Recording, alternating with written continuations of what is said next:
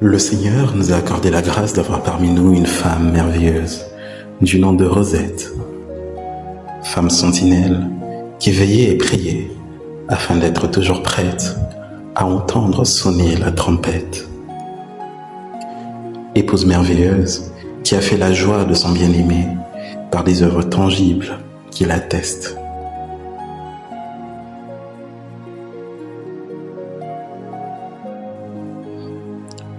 Mère gracieuse de 6 magnifiques enfants, uniques, chacun dans sa particularité, qu'elle a pris soin d'élever dans les voies du Seigneur et fait croître dans l'amour avec patience, quand même ceux-ci pourraient être, à certains moments, des casse-têtes. Femme sage qui a bâti chaque jour sa maison sur le fondement de la parole éternelle, qui était son unique empreinte. Oui, le seul langage qui résonnait dans sa tête et qu'elle appliquait même dans les fêtes. Car son Dieu, Jésus le Christ, était son seul Seigneur, le seul Maître à qui elle attribuait tout son honneur, le roi pour lequel elle était chaque jour à l'heure, pas seulement à l'église le dimanche, mais à tous ses rendez-vous de prière et de veilleur. Nous la voyions chaque matin à 5 heures devant son émission de prière avec Sangoma l'amour.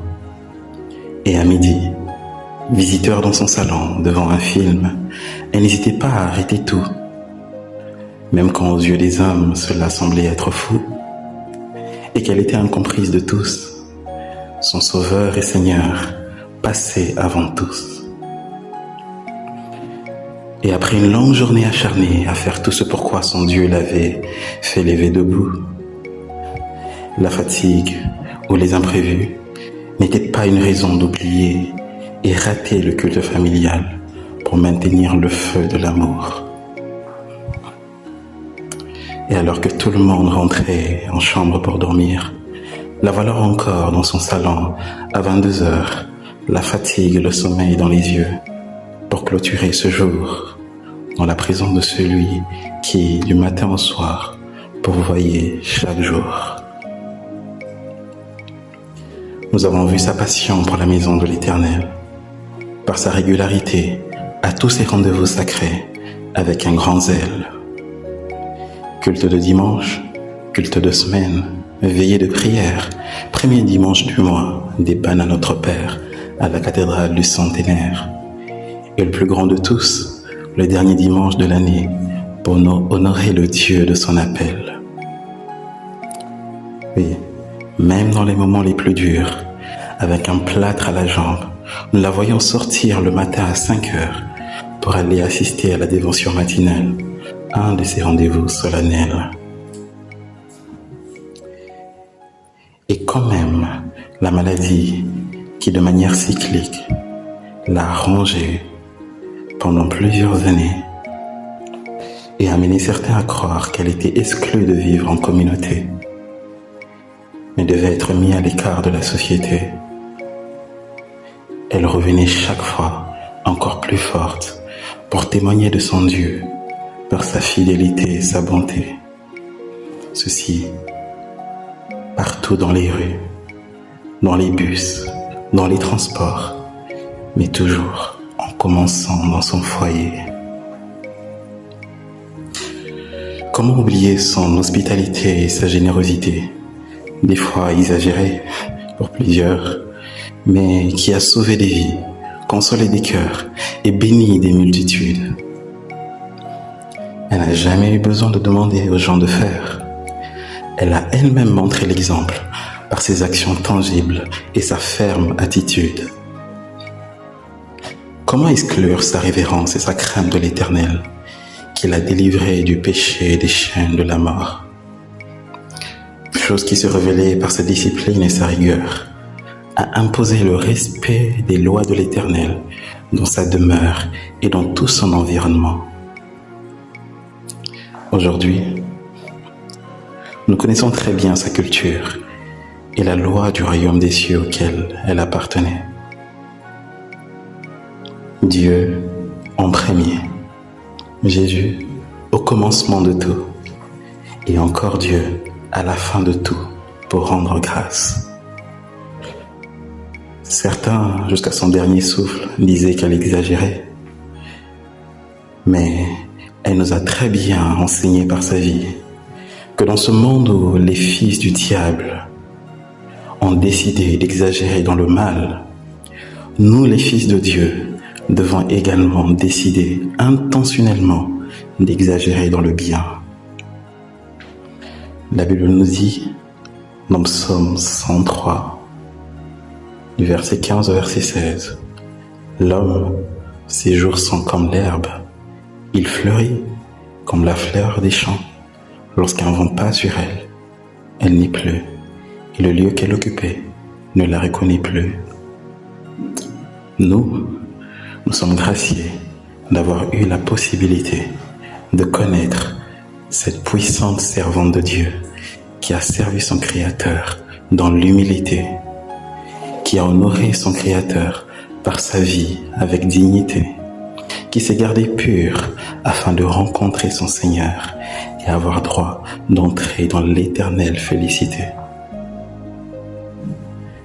Merci Seigneur Jésus pour la vie de Rosette Mbouya-Mikombe, qui a combattu le bon combat et a achevé sa course et se repose aujourd'hui de ses œuvres aux côtés de son Sauveur et Seigneur. Amen.